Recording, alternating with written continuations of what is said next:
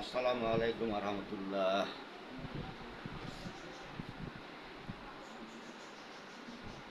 আপনারা সবাই কেমন আছেন? আশা করি সবাই ভালো আছেন। দেশে এবং বিদেশে দূর দূরান্তে সবার জন্য আমি দোয়া করি। দোয়া রহিল আপনারা ভালো থাকেন, সুস্থ থাকেন, সুন্দর থাকেন। এইটা হচ্ছে আমার আসন। এই আজকে ফুলের পূজা দিয়েছিলাম। ফুল পূজা দেওয়ার পরে আসনে বসি।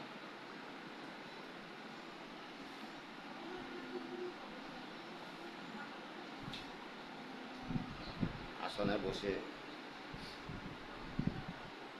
ওই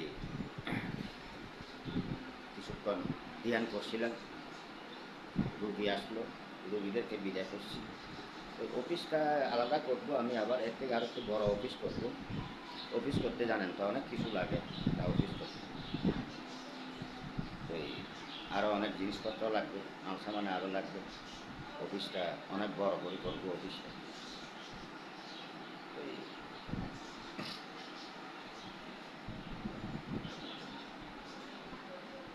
ওই অফিস করতে আগে ছিল, অফিসটা আরও আরও বড় ছিল। তখন আমার অফিসটা আরও অনেক বড় ছিল। ল্যাপটপ, কম্পিউটার এগুলো ছিল।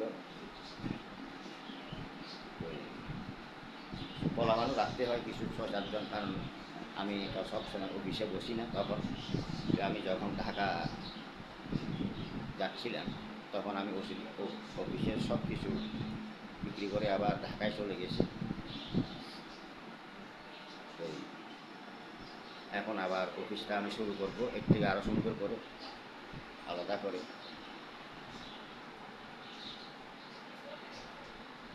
আর অফিস আলাদা করলে একটু খরচ বেশি হয়। তো দোয়া করবেন যাতে অফিসটা এর থেকে বড় করতে পারি। অফিস যত বড় হয় তত বেশি ভালো। তো এবং মানুষজনও বেশি বসতে পারে, রুগী সব সময় রুগী যাতে বসতে পারে। আর আমার ইউটিউব চ্যানেল যারা দেখতেছেন, লাইক করবেন, কমেন্ট করবেন, শেয়ার করবেন, সাবস্ক্রাইব করবেন। আর যারা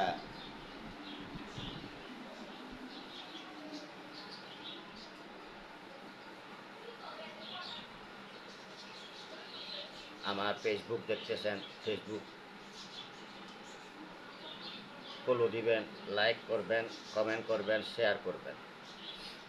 এগুলো হচ্ছে অর্থাৎ আজকে কয়েকদিন ধরে এগুলা অর্থাৎ বান কেমনে মারে, বান কীভাবে মারা হয়, তো এগুলো আমি আঁকি রাখছি, বানায় রাখছি আমি।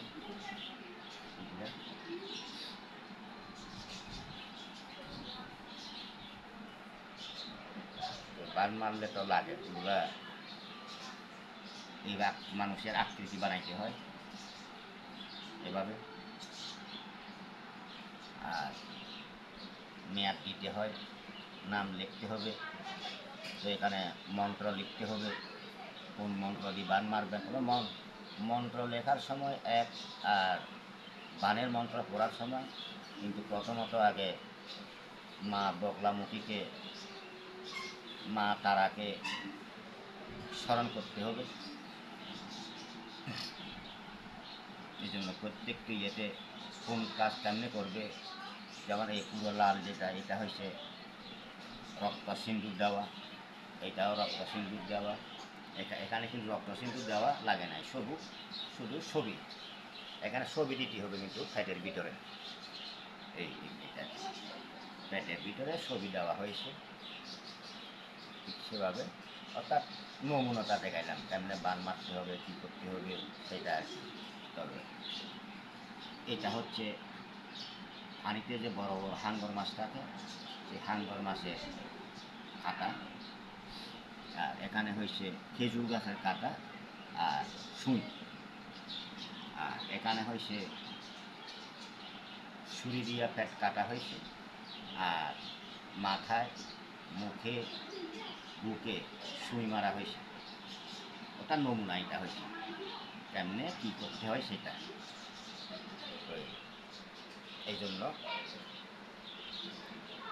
দেখেন, মুখে মানুষকে অনেক কিছু বলা যায়, কিন্তু অনেকে বলে কী করতে পারবেন, কিছু হয় না, মুখের জুড়ে, ওটা মুখের ইয়ে তো, চামড়া মুখ বেটা করে না বলে আর কি।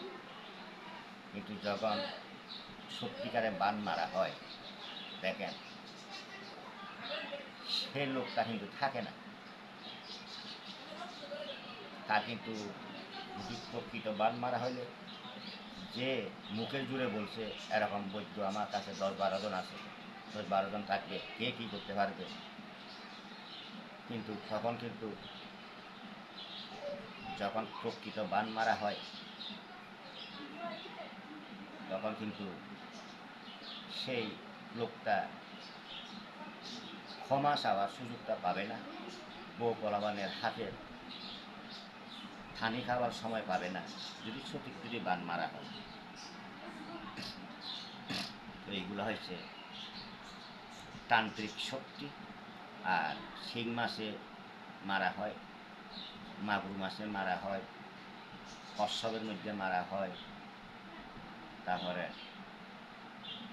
ব্যাঙের মধ্যে মারা হয়।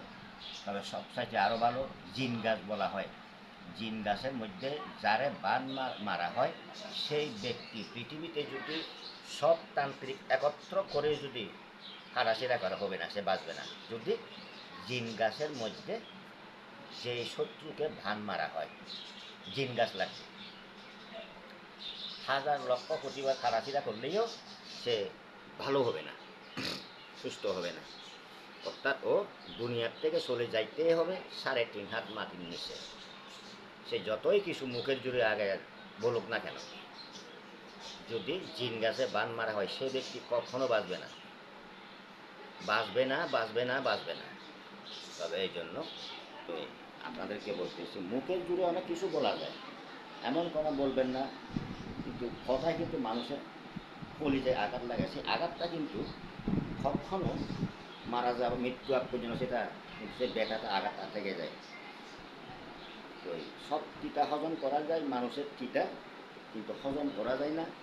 মুখের জুড়ে অনেক কিছু বলা যায়, কি হবে, আমার কে কী করতে পারবে, বৈদ্যই কী করতে পারবে, এরকম বলায়, কিন্তু মুখের জুড়ে সেটা। কিন্তু তখন কোটি কোটি টাকার বাড়ি গাড়ি থাকবে না, যাবে না।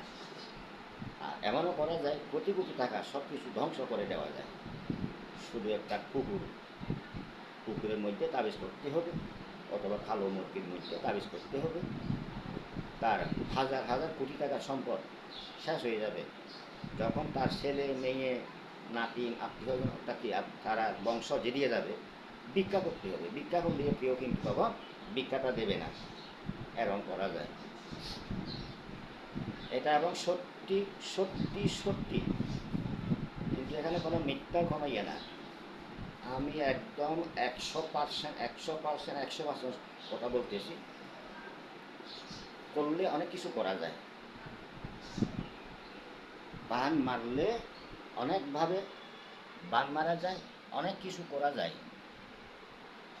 কিন্তু যারা বুঝে না, হঠাৎ করে বুঝে তবুও মুখের জুড়ে বলে আর কি, ক্ষমতা জুড়ে বলে, কিন্তু অনেক কিছু করা যায়। আসলে অনেক কিছু করা সম্ভব, অবশ্যই সম্ভব, অবশ্যই সম্ভব।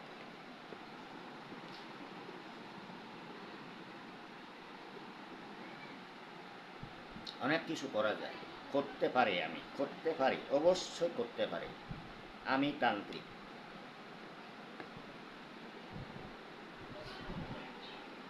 তো আর কামসিন্দুর দিয়ে, কামসিন্দুর হচ্ছে যেটা মা কামাখ্যা দেবী, অর্থাৎ ঋতুস্রাবের ইয়ে দিয়ে যেটা খামসিন্দুর তৈরি করা হয়, সেটা দিয়ে কিন্তু করলে যে কোনো কাজ ভালো করেন বা খারাপ কাজ করেন, তবে সেটা কিন্তু কখনো মিস হবে না, যারে করবেন সে ধ্বংস হবে, ভালো কাজ করলে সে আসতে হবে এবং উন্নতি হইতে হবে, অথবা ভালো কাজ করলে গাড়ি অ্যাক্সিডেন্ট হবে না। যদি খামার তাদেবী রিতু সাহেবের খাবার দিয়ে তাবিজ যদি করলে যে ব্যবহার করবে তার গাড়ি কখনো অ্যাক্সিডেন্ট হবে না, গাড়ি কখনো অ্যাক্সিডেন্ট হবে না। সেটাই বাস্তব, সেটাই চিরন্তন সত্য, একদম সত্য।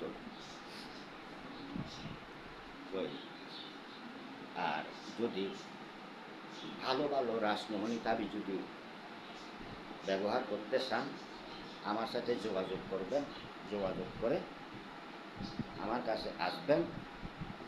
যেরকম রাসমোহনী তাবিজ হবে হোক, তবে আমার থেকে পাবেন। ভালো রাসমোহনী তাবিজ হলে কিন্তু অনেক টাকা লাগবে, স্বর্ণের মধ্যে বানাইতে হবে। সেটা আবার তোল না, থলের তাবিজ হবে না, থলের তাবিজ না, সেটা হচ্ছে স্বর্ণের পাত্রের উপর খোদাই করে লিখে তাবিজটা এমন একটা সুন্দর হবে, তখন টাইগার সুতা দিয়ে পেঁচানো হবে সেটা। অর্থাৎ আল্লাহ রাব্বুল আলামিন যতক্ষণ পর্যন্ত নাগের আগায় নিঃশ্বাসটা রাখবে, তত বৎসর পর্যন্ত সেই তাবিজটা কিচ্ছু হবে না। তবে তাবিজটা পরীক্ষা করবে, নিতে পারবেন। তবে সেই তাবিজের মধ্যে অনেক কিছু, যেটাকে জনসমর্থন, গণসমর্থন বলা হয়, ইত্যাদি ইত্যাদি ইত্যাদি কাজে। তো এই জন্য অনেক রকম তাবিজ আছে। তো আমি আরও ইত্যাদি ইত্যাদি ভিডিও দেব।